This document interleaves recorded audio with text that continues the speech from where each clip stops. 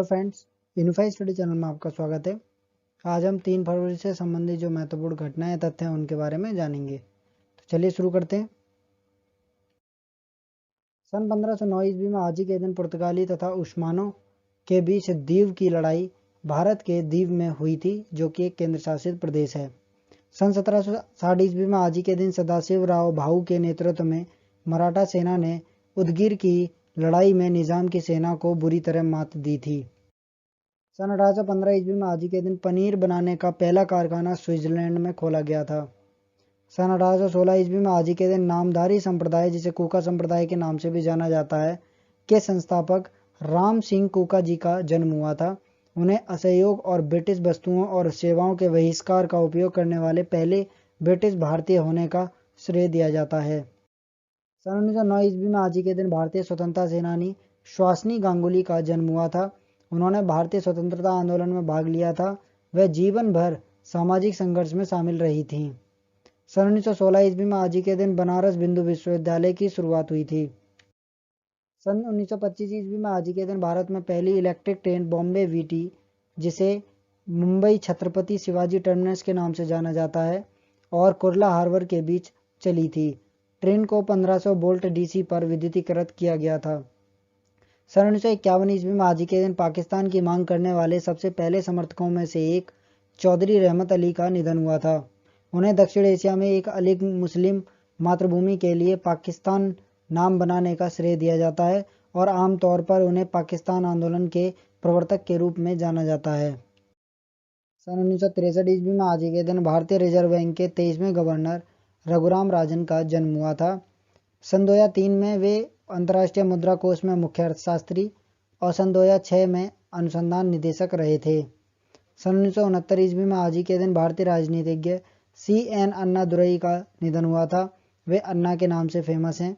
उन्होंने 1967 से 1969 तक मद्रास राज्य के चौथे और अंतिम मुख्यमंत्री और अपनी मृत्यु से पहले 20 दिनों तक तमिलनाडु के पहले मुख्यमंत्री के रूप में कार्य किया था।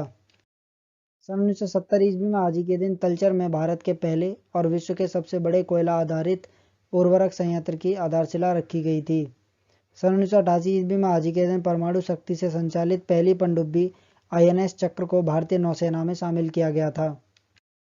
सन 1996 ईस्वी में आज ही के दिन वैश्विक प्रतियोगिता में 100 मीटर दौड़ में स्वर्ण पदक जीतने वाली पहली भारतीय महिला खिलाड़ी दुती चंद का जन्म हुआ था।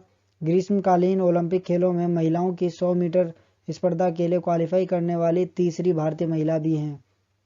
सन 2016 ईस्वी में आज ही के दिन अमेरिकी राष्ट्रपति बराक ओबामा ने अपनी पहली अमेरिकी मस्जिद इस्लामिक सोसाइटी ऑफ बाल्टीमोर मस्जिद मैरीलैंड का दौरा किया था। सन 2018 ईस्वी में आज ही के दिन भारत ने न्यूजीलैंड में आयोजित अंडर 19 क्रिकेट वर्ल्ड कप में रिकॉर्ड चौथी बार खिताबी विजय दर्ज की थी।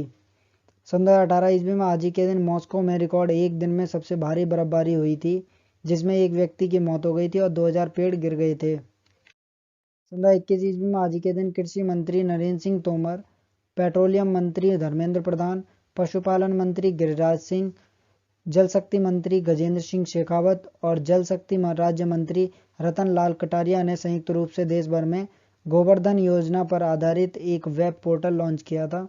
इस योजना से बायोडिग्रेडेबल कचरे को कंप्रेस्ड बायोगैस में बदलने के माध्यम से किसानों की आय में वृद्धि होने की संभावना है।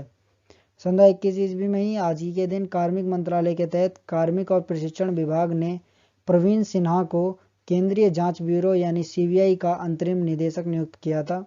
CBI का मुख्यालय नई दिल्ली में है। CBI की स्थापना 1 अप्रैल 1963 को हुई थी। सन 2021 ईस्वी में आज ही के दिन भारत 2 स्थान फिसलकर 2020 के लोकतंत्र सूचकांक सूची में 167 देशों में 53वें स्थान पर आ गया था। लोकतंत्र सूचकांक ranking the economist intelligence unit द्वारा जारी की जाती है।